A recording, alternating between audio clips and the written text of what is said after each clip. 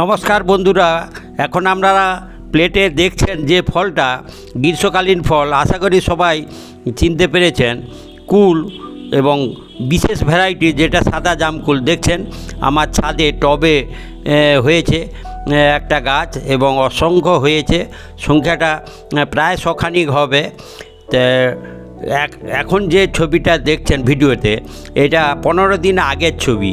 দেখছেন যে কুলের সংখ্যাটা আপনাদের দেখাচ্ছি। প্রথমে যে অসংখ্য কুল ফুল এসে থাকে, এই কুল গাছে ফুলের সংখ্যাটা অসংখ্য হয়, কিন্তু 10% যদি ফুল থেকে ফল হয় সেটাই যথেষ্ট। বেশিরভাগ ফুল ঝরে যায় যত আপনি পরিচর্যা করুন না কেন।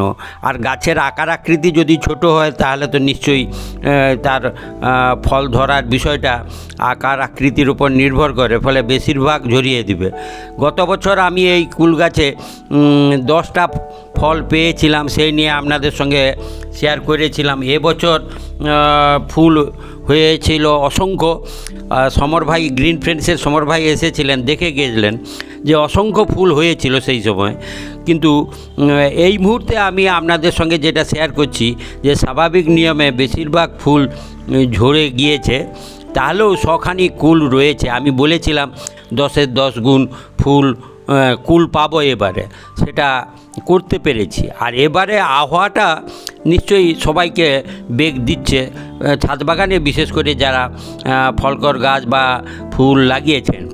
যে তাপমাত্রা অস্বাভাবিক, এই মুহূর্তে আমার এখানকার তাপমাত্রা 45 ডিগ্রি। যে সেই তাপমাত্রায় গাছকে বাঁচিয়ে রাখাটাই একটা রীতিমতো চ্যালেঞ্জ, ছাদে আবার, এবং পরিমিত মানে সীমিত টবের মধ্যে যে গাছ, তা সেই থেকেও আমি গাছে ফল ধরিয়েছি এবং অনেক ফল ঝরে গেছে বড় অবস্থায়, কিন্তু এখনও যেটা রয়েছে সেটাও যথেষ্ট।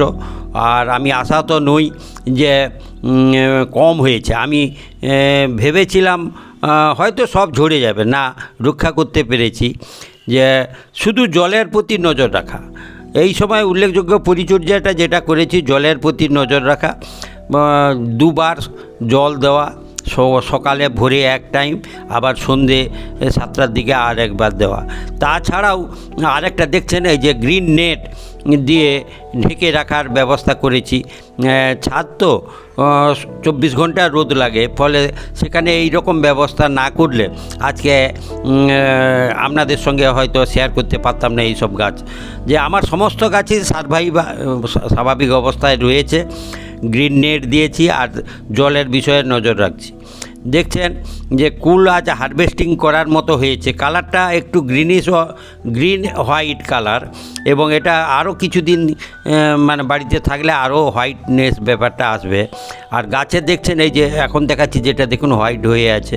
যে কিছু কিছু মানে আগে পরে ফুল হয়েছে, তো কিছু ফুল পরে হয়েছে, সেগুলো ফল পেতে নিশ্চয়ই দেরি হবে। আর যেগুলো ফুল আগে হয়েছে সেগুলো ফল আগে হয়ে গেছে। যেমন এটা দেখুন, কালারটা সুন্দর সাদা হোয়াইট কালার। তো এটাও এই রকম রয়েছে। যে সাদা জামকুল গত বছর যেটা বললাম যে এর স্বাদ, মিষ্ট স্বাদ, এবং কালো জামকুলের যে একটা স্বাদ, তার থেকে নিশ্চিত এটা আলাদা, এবং মিষ্টতা কালোর থেকে বেশি, এটাই বলছি। এবং ফলে বীজ রয়েছে।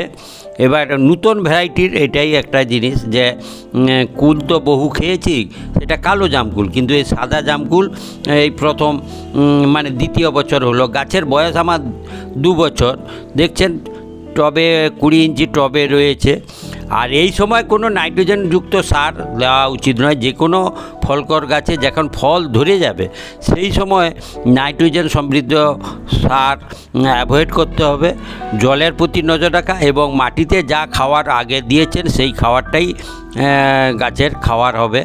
আমি তুলে নিচ্ছি এগুলো যেগুলো পেকে গিয়েছে, এরকম 10-12টা কুল পেকে গিয়েছে, সেগুলো তুলে নিচ্ছি।